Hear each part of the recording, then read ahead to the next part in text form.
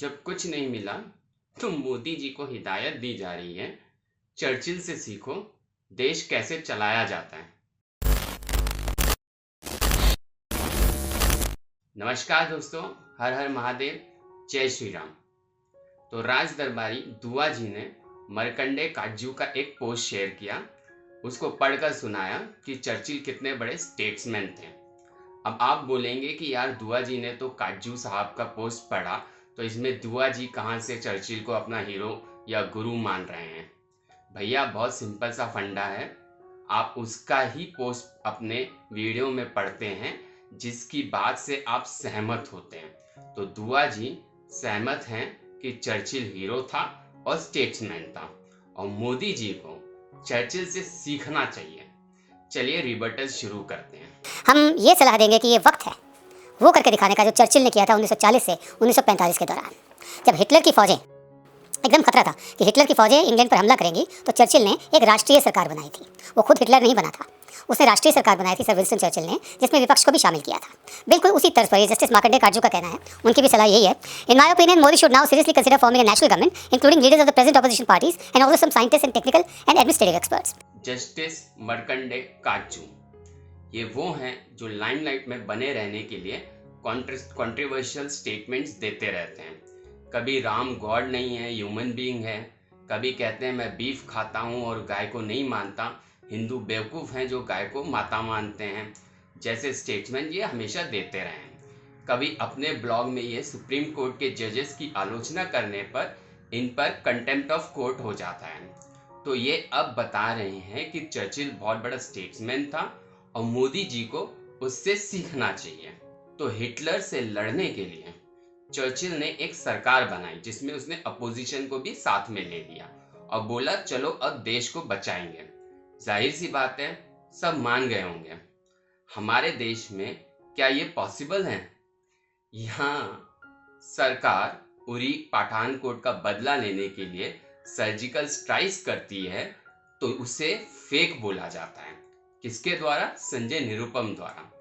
Army chief बोल रहे हैं कि हमने स्ट्राइक की है, पर वो मानने को तैयार नहीं है और कांग्रेस क्या करती है? कोई एक्शन नहीं लेती है। टीएमसी हो या केजरीवाल हो या सीपीआईएम हो, ना तो सर्जिकल स्ट्राइक्स को सच मानते हैं और ना बालाकोट को, सबूत अलग से मानते हैं। ऐसे हरामी अपोजिशन कभी एक साथ मिलकर इस पेंडेमिक का सामना करेगा? अगर आप कहते हैं हाँ, तो मैंने आपसे बड़ा बेवकूफ नहीं देखा। देख लो, राजनीति लगातार चल रही है। महाराष्ट्र में कांग्रेस की सरकार मजदूरों से पैसे मांग रही है ट्रेन के टिकट का, और वहां सोनिया गांधी नौटंकी कर रही हैं, हम मजदूरों का पैसा देंगे।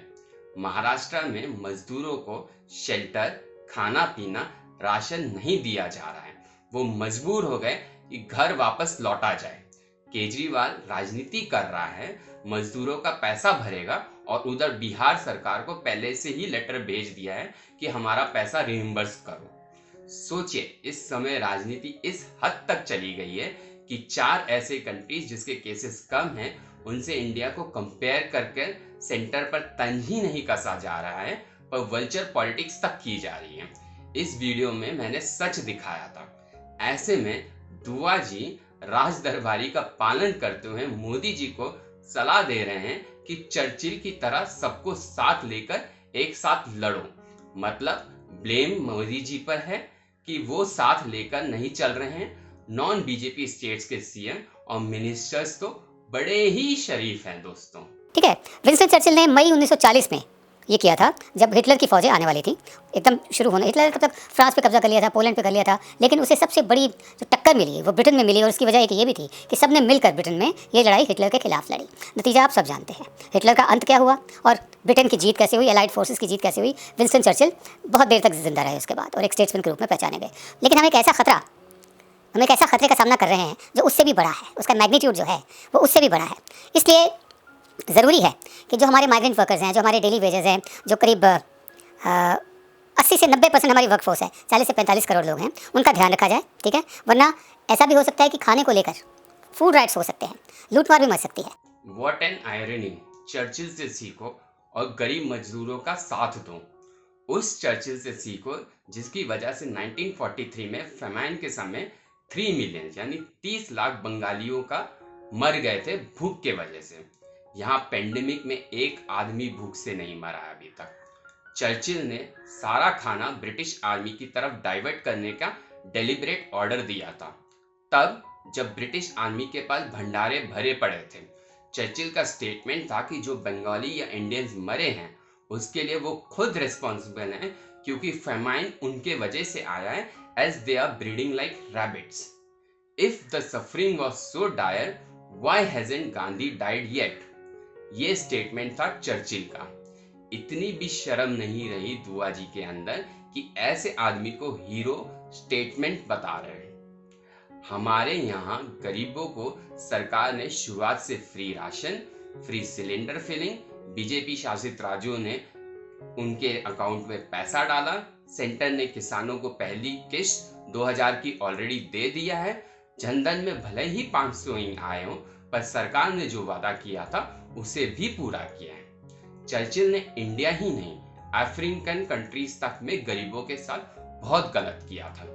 जैसे केन्या के फर्टाइल लैंड में रहने वाले 1.5 लाख केनियंस को कंसंट्रेशन कैंप में ढकेल दिया था, ताकि उस फर्टाइल लैंड पर अंग्रेजों की बस्ती बना सकें। उन कंसंट्रेशन कैंप्स में rape, castration, lit cigarette on tender spots, electric shocks जैसे प्रताड़ना झेलते थे केनियंस अंडर चर्चिल रेन।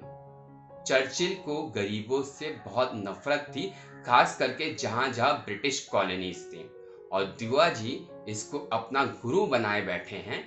देश को बता रहे हैं कि ये हीरो था, स्टेट्समैन था। मोदी जी को इससे सीखना चाहिए। महाहरामीपंथी पर उतर आए हैं ये राजदरबारी सिर्फ मोदी जी का विरोध करने के लिए।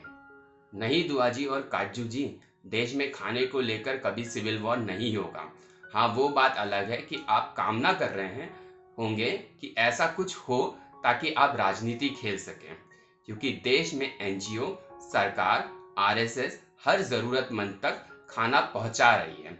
इसलिए अब तक खबर ऐसी नहीं आई है कि किसी गरीब की भूख से मौत हुई हो। इन्होंने खुद एक गरीब को रोटी नहीं खिलाई होगी, पर स्टूडियो में बैठकर घड़ियाली आंसू बहा रहे हैं। मित्रों, ये मजदूर तो ऐसी गरीबी वाली जिंदगी हमेशा से जीते आ रहे हैं, तब इन लोगों ने कभी इनके बारे में रिपोर्टिंग नहीं की। नहीं पूछा इन्होंने कभी कि कमाते कितना हो, राशन कहाँ से मिलता है, सरकार राशन देती है या नहीं देती है, बच्चे के तन पर कपड़ा क्यों नहीं है। अचानक से इन गरीबों मजदूरों की इन्हें फिक्र होने लगी। क्यों? क्योंकि इनकी फोटो वीडियो दिखाकर ये सरकार पर अपनी राजनीति करना चाहते हैं। गरीब की इनको रत्ती भर भी चिंता नहीं होती है। ये 5 स्टार होटल में डाइनिंग करने वाले लोग खाने का बंदोबस्त तक नहीं कर सकते इन गरीबों के लिए। घड़ियाली आंसुओं से काम नहीं चलता। जैसे जोन्स को ले लीजिए, green zone, orange zone, red zone. अब ये फैसला क्या दिल्ली में बैठ के कुछ अफसर करेंगे हैं कि राज्यों के ग्रीन जोन कौन से होंगे और ग्रीन और रेड जोन कौन से होंगे, ऑरेंज जोन कौन से होंगे? ये तो राज्यों को मालूम है ना, क्योंकि बहुत सारे जो जोन है वो आपस में ओवरलैप भी करते हैं। इस झूठ को मैं कितनी बार रिपीट करूं, दुनिया खत्म हो जाएगी, पर चमचों के झूठ नहीं। सबको पता है स्टेट्स अपने यहाँ डिसाइड कर रही हैं रेड, ऑरेंज और ग्रीन जोन। वो सिर्फ सेंटर को उसकी रिपोर्ट भेज रहे हैं। हकीकत यह है कि प्रधान सेवक के पास एक अच्छी टीम नहीं है। स्पष्ट शब्दों में हम कह रहे हैं, एक अच्छी काबिल टीम नहीं है। जो मंत्री कुछ ऐसे थे जिनके पास थोड़ी काबिलियत थी, थोड़ा तजुर्बा था, दुर्भाग्यवश वो एक एक करके जाते रहे। चाहे वो अरुण जेटली हो, चाहे वो सुषमा स्वराज हो, चाहे वो मनोहर पारिकर हो, चाहे वो अनंत कुमार हो। जब ये लोग जीवित थे तब दुआ जी ने कौन सी इनकी रेस्पेक्ट करी थी? तब भी ये कांग्रेस के इशारों पर झूठ बोलकर हर इन नेता पर इल्जाम लगाते थे। नहीं रहे तो आज ढोंग कर रहे हैं। ये वैसा ही ढोंग है जैसे मोदी जी के पीएम बनने के बाद ये लोग सलाह देते रहे कि अटल जी से सीखो, और जब अटल जी पीएम थे तो इन्होंने ताबूत और कॉफिन स्कैम का झूठ फैलाकर देश को बरगलाया और सत्ता कांग्रेस को जितवा दी। फिर 10 साल टेररिस्ट अटैक, अलगाववादियों के साथ भोजन करना से लेकर देश को लूटने तक की चीजें होती रही। ये दुआ जी थे जिन्होंने अटल जी की मृत्यु वाले दिन एक एपिसोड किया था और जमकर अटल जी की बुराई की थी। प्रधान सेवक के पास अच्छी टीम नहीं है, ये वाला गाना कोई नया नहीं है। ये गाना हम 2014 से सुनते चले आ रहे हैं। मोदी जी अपने कैबिनेट के साथ ICMR सबको साथ लेकर चल रहे हैं। जो आदमी 3 बार CM रहा हो और 5 साल PM रहने के बाद इतने मैंडेट से जीतकर वापस आया हो, उससे ये लोग ज्ञान दे रहे हैं। देश पूरा आपके साथ है प्रधान सेवक साहब, और मिलकर लड़ाई लड़िए, सबको साथ लेकर चलिए। विंस्टन चर्चिल जो स्टेट्समैन थे, राजपुरुष थे, उनकी तरह काम कीजिए। और हिटलर का हर्ष आपने देखा, हम सब ने देखा। विंस्टन चर्चिल की तरह इस वक्त एक राष्ट्रीय सरकार की तरफ सोचने की शुरुआत हम सबको करनी चाहिए। चर्चिल से तो बिल्कुल नहीं सीखना चाहिए, जिसने गरीबों को सिर्फ मारा। इनके लिए वो हीरो है, हमारे लिए वो क्रिमिनल है। जैसे हम जनरल डायर को हत्यारा मानते हैं, चर्चिल उससे कम बिल्कुल भी नहीं है। दोस्तों, ये हिटलर वाली लाइन कि हिटलर का क्या हुआ सबने देखा, कई बार इस वीडियो में बोली गई है। पिछले दिनों आकाश बनर्जी ने हिटलर जिंदा है वाला वीडियो बनाया। इशारा क्या था सब समझ में आता है। इसको प्रमोट किया रविश कुमार ने। तो ये पूरा नेक्सस कई साल से मोदी जी को हिटलर, इस सरकार को फैसिस्ट और देश में नाजी रूल आ गया है वाली बकवास पेल रहा है। मोदी जी 1% भी हिटलर होते तो ये आकाश बनर्जी, ध्रुव राठी, दुआ जी, रविश कुमार जो हर शाम मुंह फाड़ते हैं ना मोदी जी के खिलाफ, किसी कंसंट्रेशन कैंप में पड़े होते हैं। ये लोग देश की जनता के दिमाग को इन्फेक्ट करना चाहते हैं ताकि बीजेपी सरकार जाए और कांग्रेस वापस आ जाए, फिर जमकर लूट मचाएंगे जैसे ये पिछले 10 सालों से करते आ रहे थे।